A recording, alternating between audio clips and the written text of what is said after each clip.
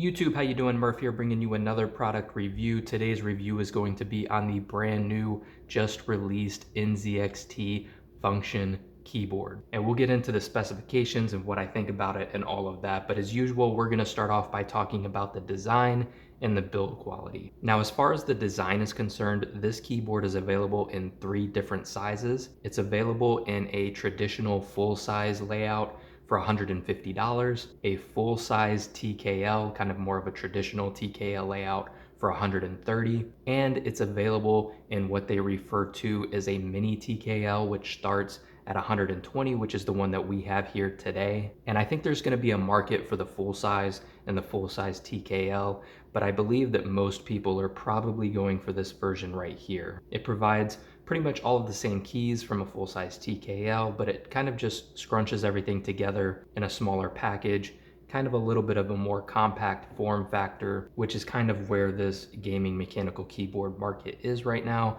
So I think that most people are going to get this one, not to mention it's the cheapest of the 3. Now, as far as the design of this keyboard is concerned, do keep in mind that there are a few very subtle differences between the 3, but other than the size, they're essentially the same keyboard. So as we go throughout this review, I'll be sure to point out things that may be different between the 3 sizes, but if I don't specifically mention it, it's probably applicable to all 3 sizes. Also, keep in mind throughout this review, I'll go through specifically the build portion later, but just like their PCs, their keyboard is available through their build program. So you can buy this stock for the stock price, $150, $130, or $120, but you can also go into their website and kind of somewhat customize this keyboard. You can pick out a variety of switches and keycaps and things like that, kind of personalize it a little bit, but that does come with an increased cost. Now, we've already kind of covered the layout here. Now, if you get this keyboard stock, it does come with shine through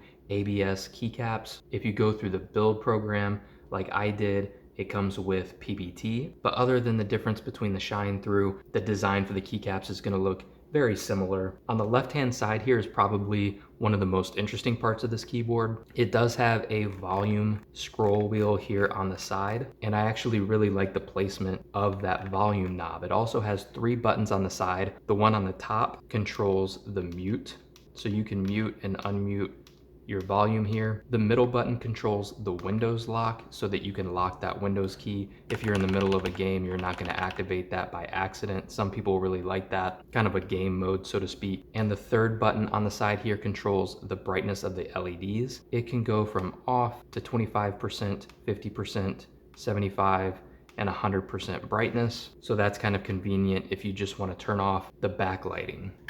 On the back, you do get 5 rubber bump-ons, which are going to make sure that the keyboard stays firmly planted on your desk or your desk pad, whatever your typing surface is. You also get 2 stage height adjustable feet, which give you a total of 3 different typing angles. Also on the back here, you do get a flush USB-C port, so this should fit most aftermarket USB-C cables. Now, I mentioned to you that I would point out the differences between the sizes of the keyboards, and one of the things that pertains to the design is the fact that the full size and the full size TKL keyboards both come with a wrist rest, and that does magnetically attach to the bottom of the keyboard. The mini TKL does not.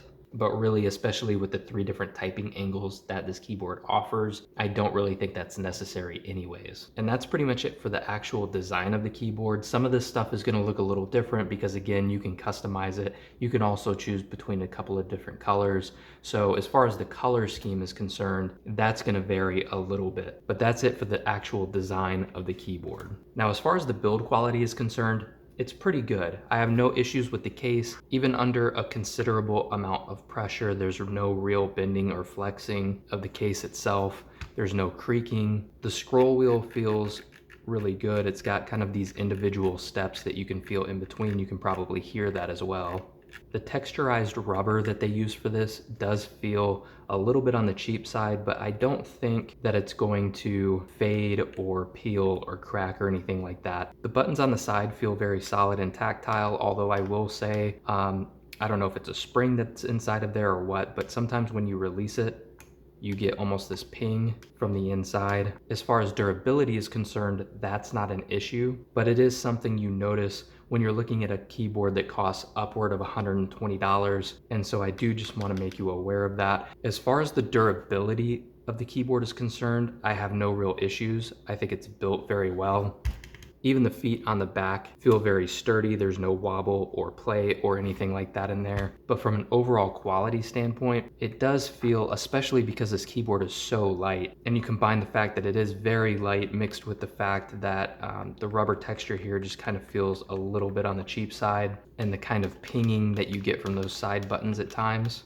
It does make this keyboard feel like it's not as premium as that $120+ price tag. Especially considering this keyboard does have an aluminum top plate, you would think that would add a little bit of heft to it. But for the size of this keyboard, it does feel a lot lighter than you would expect. As far as specifications are concerned, this keyboard offers 1000 Hz polling rate, in-key rollover, 4 different selectable profiles. If you get this keyboard stock, it comes with ABS keycaps. If you go through the build program, you're typically selecting between PBT keycaps.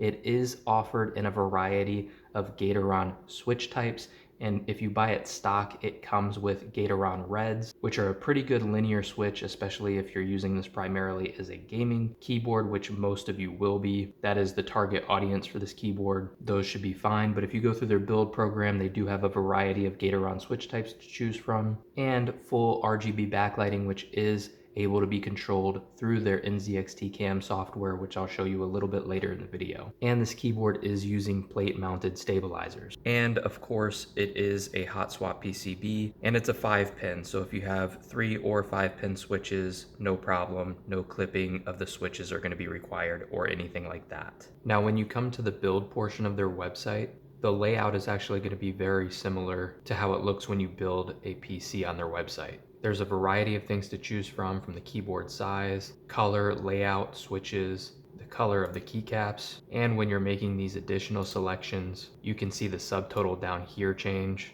and it will also show your estimated shipping date. You will notice the base price is $130 instead of $120, and that's because of the keyboard standard assembly for $9.99, and that's essentially for them assembling the keyboard with your switch and keycap type. So their website is really intuitive and easy to use. Now moving on and talking about the software, this does use NZXT CAM, which a lot of you already may have on your PC, especially if you already own any type of NZXT PC components. But if not, just download the NZXT software. And on the left-hand side here, you see a keyboard. And this is where you're going to program macros and control your lighting functions. You can see here on the top left, there are 4 different onboard profiles. Under the lighting tab, you can control your different lighting functions as well as your reactive modes. And there's other things you can control here, like the speed of the RGB functions and remap keys. This is where you're going to remap any of your keys, program your macros. You can pretty much just drag and drop any of these onto whatever key you are trying to program. So the software for the keyboard is very basic. However, it does allow you to do pretty much most of the things that you're looking to do on the keyboard.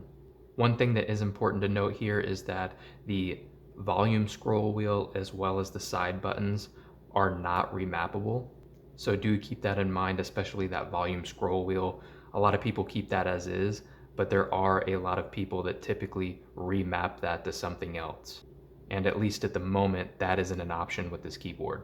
Also, one thing I didn't even cover is this NZXT button here that doesn't seem to do anything, which is very ironic because when they first announced the release of this keyboard on their social media platforms, specifically Twitter and Instagram, one of the first things they said was they showed a shot of this NZXT key and they were like, I wonder what this does. And people were speculating in the comments, oh, you press it to bring up the NZXT CAM software, or maybe it takes you to the NZXT website. There were all kinds of guesses on what that button would do, but I guess the answer is it doesn't do anything. Even function NZXT doesn't do anything. Maybe that's something that will be updated in the firmware or something. I don't know. I don't know what that key's supposed to do, but I thought that was really funny considering they were asking when they announced this keyboard, hey, what do you think this key does? I guess it doesn't do anything. And now we'll finish up with a quick sound test. Again, this is with the Gatoron Red switches.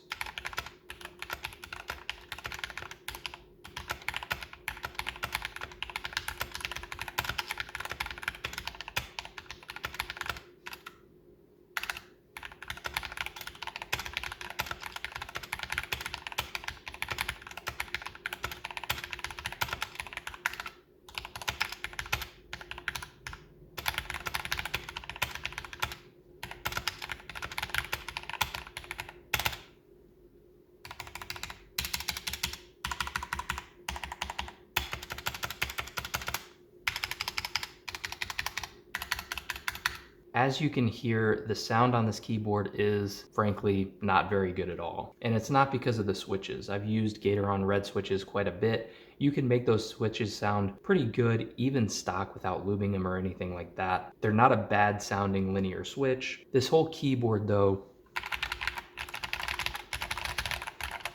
doesn't sound that great. But the thing about it is these are probably the worst sounding stabilizers that I've heard out of a pre-built gaming keyboard in quite some time.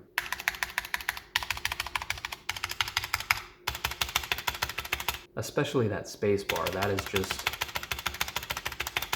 that's just not good at all. I think there's a few reasons for that, primarily being the fact that these stabilizers are bone dry. There is not a drop of lube on these things, and it shows. You can hear the hollowness, you can hear spacebar rattle. There's a lot to be desired if sound is important to you when you're buying a mechanical gaming keyboard, which for a lot of people it is. It doesn't sound great, which ties into my overall thoughts on this keyboard, which is I really can't recommend it. And I really don't want to make it seem like I'm trashing NZXT here, because I love their other products. Their PC components are very high quality, and their PC build program is fantastic. In fact, they built my last PC that I've been using for the past 2 years or so, and it looks great, and I've never had a single problem with it. Their PC build program is one of arguably the best pre-built PC program that you can use, and I highly recommend it if you're looking for kind of a pre-built PC that you can kind of customize to your liking. I would recommend NZXT for that all day long, but I just can't do that with this keyboard. The typing experience is average at best. It feels about as hollow as it sounds, and as far as acoustics are concerned, it does sound quite hollow, and those stabilizers are just bad. And the typing experience and the acoustics are two of the biggest deciding factors when you're buying a mechanical keyboard. Pretty much every keyboard on the market right now has at least 1000 hertz polling rate, very similar spec sheets. Where they really differ is their attention to detail and how their keyboards sound and feel, and this one just missed the mark, which is really strange to me, because especially if you go through their build program for the keyboard, you're already paying a $10 assembly charge. So as part of that fee, I would like to see them at the very least lube the stabilizers. That would cost them almost nothing, but maybe a few cents worth of lube and a couple of minutes of time, and that could go a long way to making these stabilizers a little bit better. Also, maybe a little bit of additional case foam or a higher density foam in their case, just to take away a little bit of that hollowness. I don't know if either of those things would make a substantial difference, but it would definitely help a little bit. The typing experience and acoustics out of this keyboard is more closely aligned with reviews that I've done keyboards on that have cost 60, 70 bucks. If this keyboard was close to half the price, we might be having a little bit of a different conversation here, but everybody is making mechanical keyboards right now, from big companies to small companies. So if you're dropping a new product, you've got to come out swinging. Just in the past few months alone, there have been some bangers that have been released. Just a few that come to my mind: the Ducky 1.3 series boards that were released late last year, early this year. All different sizes, 60%, 65% TKL full size. Those are far better keyboards than this one. No software option there, but they're also cheaper as well. The HyperX Alloy Origin 65 just released a few weeks ago. Excellent keyboard, aluminum frame, great acoustics and typing experience, better keyboard than this at about the same price, if not a little cheaper. Even just a couple days ago, the GMMK2 was released from Glorious. Better acoustics, better typing experience, arguably better software. And that keyboard comes in a 65% for $120, or also $120 is their 96% keyboard, which is essentially a full-size keyboard just kind of smushed together a little bit, make it a little bit more compact. But you've got two good sizes there to choose from for 120 bucks, and it's just a better board. And with that being said, I hope you guys enjoyed this video, found it useful. If you did, make sure to hit the thumbs up button. If you guys want to continue seeing other content like this, make sure to subscribe and turn on notifications so you can be notified of when I post new content. And YouTube, we'll catch you later.